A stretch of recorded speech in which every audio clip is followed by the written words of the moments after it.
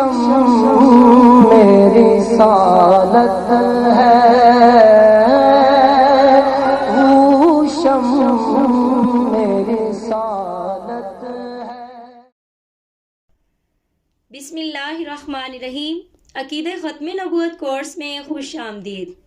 الحمدللہ، آج ہمارا ختم نبوت کورس کا دوسرا لیکچر ہے، عقیدہ ختم نبوت کی فضیلت و اہمیت اور چند بنیادی عقائد۔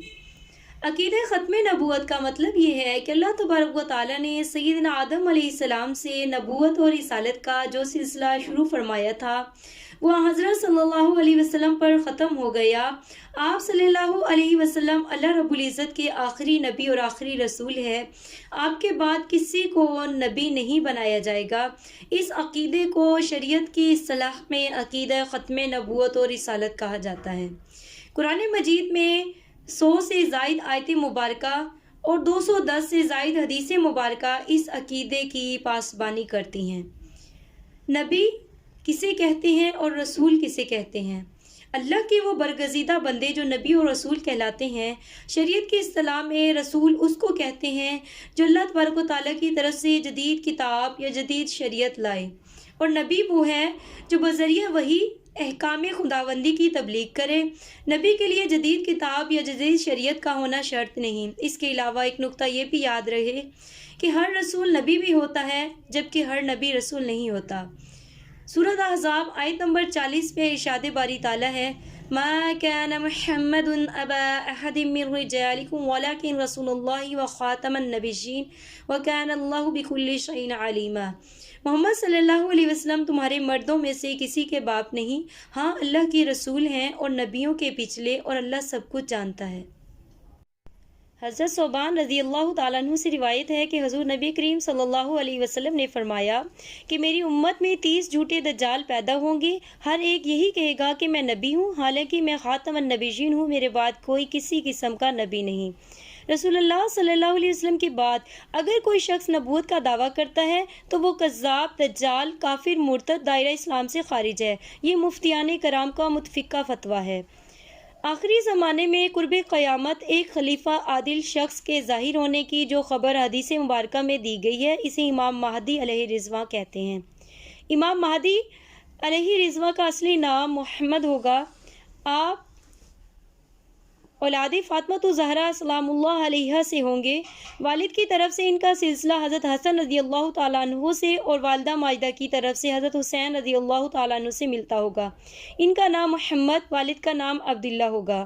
ایک خلیفہ کی موت پر ان کی جانشینی کے مسئلے پر اختلاف ہوگا تو امام مہدی علیہ رضوان اس خوف سے ان کو خلیفہ نہ بنا لیا جائے وہ بھاگ کر مکہ مکرمہ آ جائیں گے۔ وہ طواف کر رہے ہوں گے کہ وہ پہچانے جائیں گے اور حجر اسود اور مقام ابراہیم کے درمیان بیت اللہ شریف کے سامنے لوگ ان کے ہاتھ پر بیعت کریں گے۔ یہی ان کے ظاہر ہونے کا وقت ہوگا۔ ظہور کے وقت آپ رضی اللہ تعالیٰ عنہ کی عمر مبارک 40 سال ہوگی۔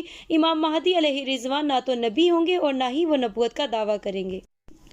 امام مہدی رضی اللہ تعالیٰ عنہ بیت المقدس میں وفات پائیں گے اور وہی مدفون ہوں گے۔ امام مہدی علیہ رضوان کی نماز جنازہ حضرت عیسیٰ علیہ السلام پڑھائیں گے۔ اس کے بعد دجال کا ایک بہت بڑا فتنہ ہوگا۔ جب سے اللہ تبارک و تعالیٰ نے ذریت آدم کو پیدا فرمایا، دنیا میں فتنہ دجال سے بڑا کوئی فتنہ نہیں ہوا۔ اللہ رب العزت نے جتنے نبی مبعوث فرمائے سب نے اپنی امت کو دجال سے ڈرایا۔ دجال قرب قیامت ظاہر ہوگا جب دنیا میں اچھے لوگ کم رہ جائیں گے، دین میں کمزوری آ جائے گی، آپس میں عداوتیں پھیلی ہوں گی۔ یہی اس کے ظہور کا عینی وقت ہے۔ 40 دن دجال پوری دنیا کا چکر لگائے گا لیکن مکہ مکرمہ اور مدینہ منورہ میں داخل نہیں ہو سکے گا، اس لیے کہ ان دونوں مقدس شہروں پر فرشتوں کا پہرا ہوگا۔ دجال ظاہر ہو کر پہلے نبوت کا دعویٰ کرے گا، پھر وہ یہ دعویٰ کرے گا کہ میں تمہارا رب ہوں، نعوذ باللہ۔ اس کے بعد سیدنا عیسیٰ ابن مریم علیہ السلام دجال کو مقام لد پر اپنے نیزے سے قتل کریں گے اور نیزے پر لگا ہوا خون مسلمانوں کو دکھائیں گے۔ سیدنا عیسیٰ ابن مریم علیہ السلام اللہ رب العزت کے جلیل القدر نبی اور رسول ہے۔ سیدنا عیسیٰ علیہ السلام پر اللہ رب العزت نے انجیل نازل فرمائی اور سیدنا عیسیٰ علیہ السلام کو اللہ رب العزت نے بن باپ کے پیدا فرمایا، یعنی جبرائیل علیہ السلام نے اللہ رب العزت کے حکم سے بی بی مریم کے گریباں میں پھونک ماری، جس سے حضرت بی بی مریم کو حمل قرار پایا، اور اس فعل کا ذکر اللہ رب العزت نے اپنی لاریب کتاب قرآن مجید میں ارشاد فرمایا۔ سیدنا عیسیٰ علیہ السلام دوسرے آسمان پر زندہ ہیں۔ جب رسول اللہ صلی اللہ علیہ وسلم معراج پر تشریف لے گئے تھے تو سیدنا عیسیٰ علیہ السلام سے دوسرے آسمان پر ملاقات ہوئی تھی۔ لہٰذا ایک مسلمان کے لیے ضروری ہے کہ وہ حضرت سیدنا عیسیٰ ابن مریم علیہ السلام کو جسم سمیت زندہ آسمان پر ماننے کا عقیدہ رکھے، اس لیے کہ یہ امت مسلمہ کا متواتر قطعی عقیدہ گزشتہ 1400 سال سے چلا آ رہا ہے۔ صحابہ اکرام رضوان اللہ علیہم اجمعین، تابعین، تبع تابعین، ائمہ مجتہدین میں سے ایک فرد بھی ایسا نہیں کہ جو اس عقیدے کا قائل نہ ہو۔ جو شخص حضرت سیدنا عیسیٰ ابن مریم علیہ السلام کی حیات، رفع و جسمانی کا منکر ہو، وہ مسلمان نہیں، کافر، دائرہ اسلام سے خارج ہیں۔ سیدنا عیسیٰ ابن مریم علیہ السلام دنیا میں دوبارہ تشریف لائیں گے تو بدستور نبی ہوں گے، چونکہ ان کو نبوت حضرت صلی اللہ علیہ وسلم سے پہلے مل چکی تھی، لیکن ان کا دنیا میں دوبارہ نزول آپ کے امتی کی حیثیت سے ہوگا۔ چونکہ ان کی شریعت منسوخ ہو گئی، اس لیے حضرت صلی اللہ علیہ وسلم کی شریعت کی پیروی کریں گے اور آپ صلی اللہ علیہ وسلم کے خلیفہ ہوں گے۔ سیدنا عیسیٰ ابن مریم علیہ السلام کے نزول کے بعد اللہ تبارک و تعالیٰ ان کے زمانے میں اسلام کے سوا تمام ادیان اور مذاہب کا خاتمہ فرما دے گا اور زمین میں امن و امان کا دور دورہ ہوگا۔ پھر آپ سیدنا عیسیٰ ابن مریم علیہ السلام کی وفات ہوگی اور مسلمان ان کی نماز جنازہ پڑھائیں گے۔ سیدنا عیسیٰ علیہ السلام کو حضرت صلی اللہ علیہ وسلم کے روضہ مبارک میں مدفن کیا جائے گا۔ حجرہ شریف میں آپ کی چوتھی قبر انور ہوگی۔ اس کے بعد یاجوج ماجوج کا خروج ہوگا۔ یاجوج ماجوج عام انسانوں کی طرح انسان ہیں، حضرت نوح علیہ السلام کی اولاد میں سے ہیں۔ وہ انتہائی وحشی، قتل و غارت گری، خونخوار، ظالم لوگ ہیں جو تمدن سے آشنا نہیں ہوئے۔ جی ہاں، یاجوج ماجوج کے خروج کا ذکر قرآن مجید میں 2 جگہ آیا ہے، ایک سورۃ انبیاء کی آیت نمبر 96 اور دوسری سورۃ کہف کی آیت نمبر 94 میں۔ احادیث میں حضور صلی اللہ علیہ وسلم نے بقدر ضرورت اس کی تفصیل سے آگاہ فرمایا۔ دابۃ الارض ایک عجیب و غریب جانور ہے، اس کا ذکر قرآن کریم کی سورۃ نمل کی آیت نمبر 82 میں آیا ہے۔ وہ لوگوں سے باتیں کرے گا۔ دابۃ الارض کا نکلنا بھی قیامت کی بڑی نشانیوں میں سے ایک ہے۔ اب آتی ہیں موجودہ دور میں بڑھتے ہوئے ارتدادی فتنہ قادیانیت کی طرف۔ قادیانی، مرزا غلام احمد قادیانی کو ماننے والوں کو قادیانی کہتے ہیں۔ مرزا قادیانی 1839 یا 40 میں قادیان، مشرقی پنجاب، ہندوستان میں پیدا ہوا۔ مرزا قادیانی کے والد کا نام غلام مرتضیٰ اور والدہ کا نام چراغ بی بی عرف گھسیٹی تھا۔ مرزا قادیانی نے قرآن مجید کے علاوہ چند فارسی کتابیں، نحو، صرف، پھر منطق، حکمت وغیرہ کی تعلیم حاصل کی۔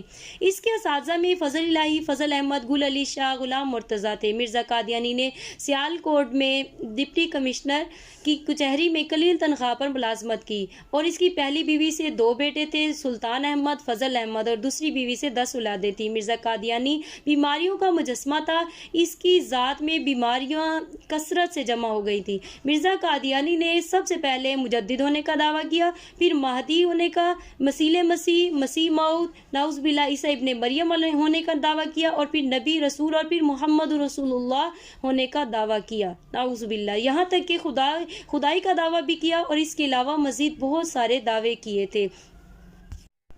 مرزا قادیانی کے فرشتوں کے نام ٹیچی ٹیچی، خیراتی، پٹھن لال تھے۔ اس کے دعوے کے مطابق اسے انگریزی، اردو، عربی، سنسکرت، پنجابی زبانوں میں وحی آتی تھی۔ مرزا قادیانی پر ہونے والے الہامات وحی کو قادیانیوں کے نزدیک قرآن شریف ہی کی طرح یقینی اور قطعی جانا جاتا ہے۔ انتہائی افسوس کی بات یہ ہے کہ قادیانی جماعت نے ہمارے اسلام کے مقابلے میں ایک نیا اور متوازی اسلام بنایا ہے۔ اس لیے یہ لوگ مرزا غلام احمد قادیانی کے لیے علیہ السلام، مرزا قادیانی کی بیوی کے لیے ام المومنین، مرزا قادیانی کو دیکھنے والوں کے لیے صحابہ یا صحابی، مرزا قادیانی کی بیٹی کے لیے سید النساء، مرزا قادیانی کا خاندان اہل بیت، مرزا قادیانی کے خلیفہ کے لیے امیر المومنین، رسول مدنی کے مقابل پر رسول قدنی، جنت البقیع کے مقابل پر بہشتی مقبرہ، گنبد خضرا کے مقابل پر گنبد بیضا، مکہ مکرمہ کے مقابل پر قادیان کی فضیلت، حج کے مقابل پر قادیان کا سالانہ جلسہ یعنی ذلی حج قرار دیتے ہیں۔ صرف اتنا ہی نہیں بلکہ قادیانی کلمے میں محمد صلی اللہ علیہ وسلم سے مراد مرزا غلام احمد قادیانی کو لیتے ہیں۔ قادیانی عقیدے کے مطابق مکہ مکرمہ، مدینہ اور قادیان کا نام قرآن مجید میں آیا ہے۔ انہوں نے قادیان یعنی انڈیا میں ایک خطہ زمین پر ایک قبرستان بنایا ہے جسے بہشتی مقبرے کا نام دیا گیا ہے۔ اس میں دفن ہونے کی بعض شرائط ہیں اور اس قبرستان میں دفن ہونے والوں کے بارے میں کہتے ہیں کہ وہ بہشتی ہیں۔ چونکہ مرزا قادیانی جو جھوٹا تھا، اللہ تبارک و تعالیٰ نے اسے 26 مئی 1908 میں ہیضے جیسی وبائی بیماری کے ذریعے جہنم واصل فرمایا۔ جھوٹا نبوت کا دعوے دار تو اپنے انجام کو پہنچا، لیکن اپنے کچھ پیروکار چھوڑ گیا جو اس کی جھوٹی تعلیمات کو عام کرنے میں حد سے بڑھ گئے ہیں۔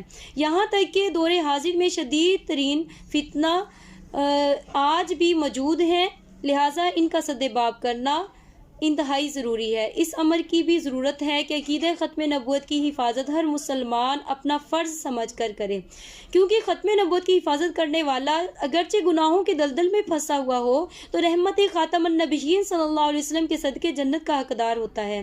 ختم نبوت کی حفاظت کرنے والے پر اللہ کی سلامتی نچھاور ہوتی ہے، پیارے آقا صلی اللہ علیہ وسلم کی نظر رحمت میں رہتا ہے اور پیارے آقا صلی اللہ تعالی علیہ وسلم کا دست شفقت اس کی پشت پر ہوتا ہے۔ ختم نبوت کی حفاظت کا کام مسجد نبوی میں ریاض الجنہ میں عبادت کرنے سے بھی افضل ہے۔ کسی صاحب حال صاحب نظر بزرگ نے کیا ہی خوب فرمایا، اگر ہمیں تحفظ ختم نبوت کے اجر و ثواب کا پتہ چل جائے تو خوشی سے ہمارے دل و دماغ پھٹ جائیں۔ اسی طرح ایک حدیث مبارکہ کا مفہوم ہے۔ حضرت عبداللہ ابن عباس رضی اللہ تعالیٰ عنہ فرماتے ہیں کہ میں نے نبی پاک صلی اللہ علیہ وسلم سے سنا، آپ صلی اللہ علیہ وسلم نے فرمایا کہ دو قسم کی آنکھیں ہیں کہ ان کو دوزخ کی آگ نہیں چھوئے گی، ایک وہ آنکھ جو اللہ تعالیٰ کے خوف سے روئی اور دوسری وہ آنکھ جس نے اللہ تعالیٰ کے رستے میں چوکیداری میں رات گزاری ہو۔ اندازہ فرمائیں، جس نے اللہ تعالیٰ کے رستے میں چوکیداری میں رات گزاری ہو، اس کی آنکھیں جہنم میں نہیں جائیں گی، تو جس نے اللہ تبارک و تعالیٰ کے محبوب خاتم النبیین صلی اللہ تعالیٰ علیہ وسلم کی ختم نبوت کا پہرا دیا ہو، راتوں کو جاگ کر مرزائی ملونوں، کذابوں، دجالوں کا محاسبہ کر کے ناموں سے رسالت کی چوکیداری کی ہو، وہ آنکھیں بھلا کیسے جہنم میں جائیں گی۔ ایک مرتبہ حضرت عمر فاروق اعظم رضی اللہ تعالیٰ عنہ نے حضرت ابو بکر صدیق رضی اللہ تعالیٰ عنہ سے عرض کی کہ بھائی ابو بکر، مجھے اپنی زندگی کی 2 نیکیاں دے دو اور اس کے بدلے میں عمر کی ساری زندگی کی نیکیاں لے لو۔ اس سودے پر ابو بکر صدیق رضی اللہ تعالیٰ عنہ نے فرمایا، بھائی عمر، کون سی 2 نیکیاں؟ جواب دیا، ایک کا تعلق دن سے ہے اور دوسری کا تعلق رات سے ہے۔ رات کی کون سی اور دن کی کون سی؟ عرض کیا، رات کی نیکی وہ جب غار سور میں پیارے نبی صلی اللہ علیہ وسلم کی حفاظت کی تھی، اور دن کی نیکی وہ کہ جب مسیلمہ کذاب نے دعوی نبوت کیا تو آپ نے اس کے قتل کے لیے حضرت خالد بن ولید رضی اللہ تعالیٰ عنہ کے لشکر کو روانہ کیا۔ مفسرین کرام فرماتے ہیں کہ ان دونوں نیکیوں کا تعلق نہ نماز سے، نہ روزے سے، نہ زکوٰۃ سے، نہ حج سے ہے، بلکہ کسی بھی ظاہری عبادات سے تعلق نہیں، بلکہ ان دونوں نیکیوں کا تعلق صرف اور صرف ذات مصطفیٰ صلی اللہ علیہ وسلم سے ہے۔ غار سور میں ذات مصطفیٰ صلی اللہ علیہ وسلم کی حفاظت ہوئی اور میدان یمامہ میں مسلمہ کذاب جھوٹے مدعی نبوت کا قتل کروا کے ختم نبوت کی حفاظت ہوئی۔ تو گویا حضرت عمر جانتے تھے کہ حضرت ابو بکر صدیق رضی اللہ تعالیٰ عنہ نے ان دونوں نیکیوں کی وجہ سے پوری امت میں افضلیت کا درجہ پایا۔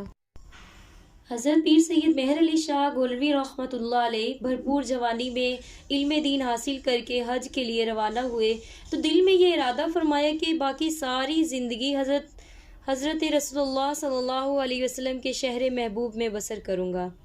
آپ فرماتے ہیں کہ ایک دن مجھے خواب میں پیارے آقا صلی اللہ علیہ وسلم نے ارشاد فرمایا، بیٹا مہر علی، ہندوستان میں مرزا غلام احمد قادیانی طویلات کی کینچی سے میری احادیث کو کتر رہا ہے اور تم میرے قدموں میں بیٹھے ہو، جاؤ جا کر اس کا محاسبہ کرو۔ یاد رہے کہ شریعت کا کلیہ ہے، نبی کے سامنے اگر بیک وقت 2 نیکیاں ہوں تو نبی چھوٹی نیکی کا حکم نہیں دیتے بلکہ بڑی نیکی کا حکم دیتے ہیں۔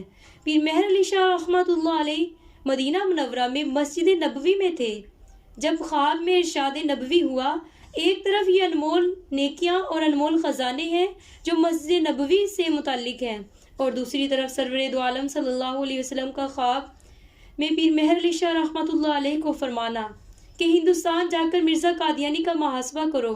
اس بات کا بائن ثبوت ہے کہ مسجد نبوی میں بیٹھ کر عبادت کرنے سے ختم نبوت کی حفاظت کا کام کرنا افضل و اعلیٰ ہے۔ لہذا شافعی محشر کے غیور امتیوں، وہ ایک مرزا قادیانی کذاب تھا جس کے محاسبے کے لیے صاحب گنبد خضرا صلی اللہ تعالی علیہ وسلم نے پیر مہر علی شاہ رحمۃ اللہ علیہ کو گنبد خضرا کے پر نور ماحول سے ہندوستان بھیجا تھا۔ مرزا قادیانی وہ ملعون تو ذلت اور رسوائی کی موت مر گیا، مگر اپنے پیچھے مرتدوں کی ایک ٹیم چھوڑ گیا جو آج ہزاروں نہیں بلکہ لاکھوں مرزائیوں کی صورت میں مرزا قادیانی کی خباثت و نجاست و گستاخانہ عقائد کو پھیلا رہے ہیں، لیکن زیادہ تر مسلمان خواب غفلت میں مدہوش ہیں۔ ابھی بھی وقت ہے بیدار ہونے کا اور حضرت محمد مصطفیٰ احمد مجتبیٰ خاتم الانبیاء صلی اللہ تعالی علیہ وسلم کی ناموس پر پہرا دینے کا، تاکہ مرزائیت، قادیانیت جیسے فتنے کو دنیا سے نیست و نابود کیا جا سکے۔ اس سلسلے میں یہ کورس تشکیل دیا گیا ہے۔ انہی عقائد بالا پر آپ سے گفتگو ہوتی رہے گی انشاءاللہ عزوجل۔ اللہ تعالی ہمیں دین کی حفاظت کرنے والا بنائے، آمین۔ وآخر دعوانا ان الحمد للہ رب العالمین۔